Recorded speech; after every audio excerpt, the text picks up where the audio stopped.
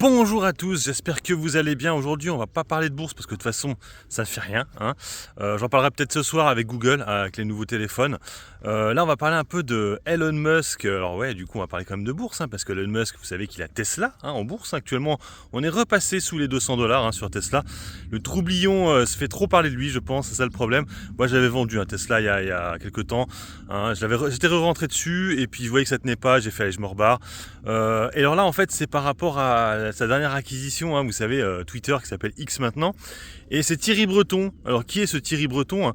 C'est celui qui s'occupe de gérer tout ce qui est communication, internet et compagnie, les réseaux sociaux. Et en fait c'est l'ancien PDG d'Atos. D'Atos. Un truc qui valait 70 € il y a 2-3 ans de ça et qui vaut... qui est penny maintenant, hein, qui est 85 centimes à peu près. Et en fait, qu'est-ce qu'il lui demande? Il estime qu'en fait, il n'y a pas assez de modération sur X. Et voilà, limite, il va fermer X, hein, Thierry Breton, parce que il estime qu'il n'y a pas assez de modération. Je trouve franchement, au niveau de la modération, ça va, je trouve. Après, c'est vrai que c'est une modération qui est un peu différente des autres modérations, c'est-à-dire que il a tendance à un peu laisser aller les trucs qui seraient un peu extrême droite, on va dire, voilà. Hein, les trucs de gauche et extrême gauche, il aurait tendance un peu à les censurer. Donc c'est un peu l'inverse de ce que fait Meta. J'ai déjà dit qu'en fait, Zuckerberg serait plutôt vraiment quelqu'un de gauche et Elon Musk c'est vraiment quelqu'un de droite, en fait. Donc c'est deux gars qui vraiment s'opposent dans la logique. Et donc bon, c'est assez marrant de voir Thierry Breton qui franchement qui a complètement coulé. Alors c'est pas lui qui a coulé Atos, hein, finalement, parce que ça a coulé après qu'il soit parti, hein. Mais on voit que là les comptes qui causent problème, tout ça, c'est un peu à cause de lui finalement, hein.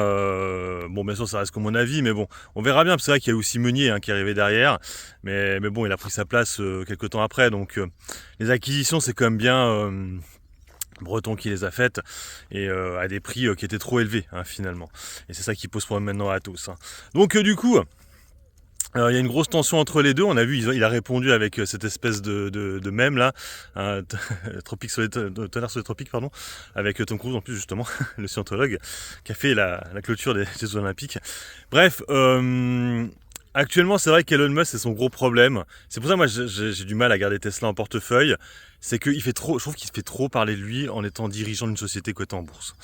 C'est-à-dire que là, franchement, il est trop clivant pour moi. C'est-à-dire que quelqu'un, en fait, qui avant connaissait pas vraiment Elon Musk, qui disait, ah ouais, c'est un jeune PDG, machin, il fait des trucs, c'est cool. Ça passe, mais tu sais, quelqu'un qui était de gauche, qui connaissait pas trop le personnage, et qui l'a vu arriver sur X en ayant des délires un peu trop extrêmes, eh ben, je vous le dis, j'ai déjà dit, hein, franchement, ça, typiquement, il va pas acheter une Tesla. Hein, il avait peut-être en tête d'en acheter une, puis il se dit, laisse tomber, je vais pas lui donner du fric à ce mec. Donc c'est ça, il faut vraiment qu'il se calme, je trouve, par rapport à ça, même si effectivement, les ventes de véhicules se maintiennent plutôt pas mal, hein. Mais moi, franchement, là, il sera vraiment un bad buzz. Là, en plus, hier, il a fait une interview de Trump. Il faut savoir qu'il est pro-Trump, je vous l'avais déjà dit. Moi, je pense sincèrement que Trump ne gagnera pas, hein, les élections. Parce que ça aurait été Biden, il l'aurait remporté haut la main. Mais Kamala Harris, j'ai toujours du mal à dire son nom. Elle, je suis quasi sûr qu'elle va gagner. Je vous dis, pour l'histoire, en fait, première femme...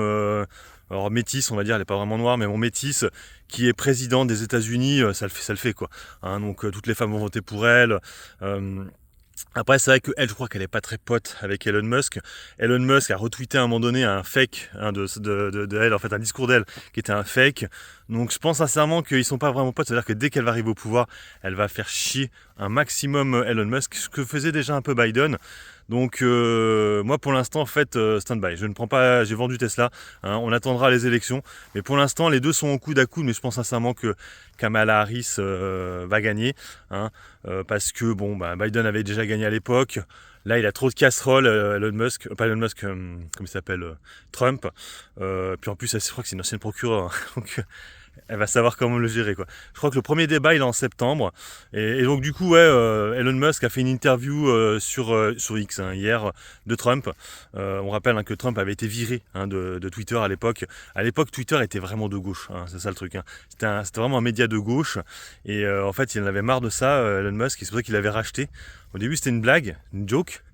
Puis en fait, il a été obligé, parce qu'ils ont dit, si vous achetez pas là, vous devez nous rembourser 1 milliard, je crois. Ils ont dit, je vais jusqu'au bout. Mais c'était parti d'une joke au début, de reprendre Twitter. Et puis maintenant, il a changé le truc. Je crois qu'il est encore PDG, il devait changer, mais je crois qu'il est toujours PDG là-bas. Ça cote plus en bourse, par contre Twitter, ça a été racheté et puis du coup c'est sorti de la bourse. Peut-être qu'il le remettra en bourse, c'est possible. Maintenant, il faudrait peut-être qu'il s'occupe maintenant de Tesla, parce que là, on est quand même à 198 $. C'est un dossier qui valait 400 $ il y a quelques années. Franchement, là, il y a vraiment du retard. Il est plus là à faire le clown qu'autre chose. Et je pense que les actionnaires, ils commencent un peu à en avoir marre là, d'avoir ce dossier qui ne fait rien depuis des mois. Des 7 magnifiques, c'est la plus basse. Franchement, autant les autres, ça va. Elle, c'est vraiment la pire. En seconde position, on pourrait mettre Google aussi, qui est vraiment à la peine. Allez, sur ce, moi, je vous laisse. Bon investissement et puis bon trade. Ciao, ciao.